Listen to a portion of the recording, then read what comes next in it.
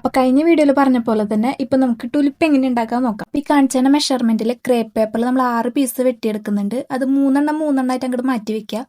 3 ചെറിയ പെറ്റൽസിനും 3 വലിയ പെറ്റൽസിനും അങ്ങനെ ആയിട്ടാണ് നമ്മൾ എടുക്കുന്നത് കേട്ടോ. പിന്നെ നമ്മൾ മിഠായിയുടെ കടലാസൊക്കെ ട്വിസ്റ്റ് ചെയ്യില്ലേ, അതുപോലെ ഒന്ന് ട്വിസ്റ്റ് ചെയ്തിട്ട് ഉള്ളിലേക്ക് മടക്കിയിട്ടൊന്ന് ഒട്ടിച്ചു കൊടുത്താൽ മതി. ഇത് പെട്ടെന്ന് ഉണ്ടാക്കി തീരുന്നുള്ള കോൺഫിഡൻസിലാണ് ഞാൻ സ്റ്റാർട്ട് ചെയ്തത്. പക്ഷെ എൻ്റെ കുറച്ച് അബദ്ധങ്ങൾ കാരണം ഇത് എനിക്ക് ഇരട്ടിപ്പണിയാണ് ഉണ്ടായത്. എനിക്ക് പേപ്പർ ക്രാഫ്റ്റ് ഒക്കെ ഉണ്ടാക്കുമ്പോൾ അതിൽ പേപ്പർ കട്ട് ചെയ്യണ കാര്യം മാത്രമാണ് ഇഷ്ടമല്ലാത്തത്.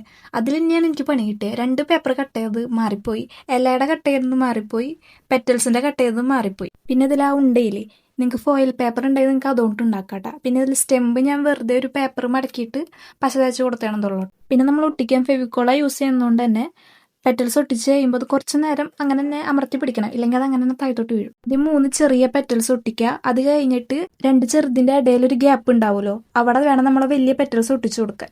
അങ്ങനെ 3 ഒട്ടിച്ചു കൊടുത്ത് പിന്നെ നമ്മൾ ഇലയും വെച്ച് കൊടുത്ത് ഫ്ലവർ ടേപ്പൊന്നും ചുറ്റി കൊടുത്ത കാര്യം കഴിഞ്ഞു. അപ്പോൾ നിങ്ങൾക്ക് ഇഷ്ടമായോ ഇല്ലയോ എന്ന് പറയണേ. അപ്പോൾ അടുത്ത വീഡിയോയിലാണ്. Okay, by.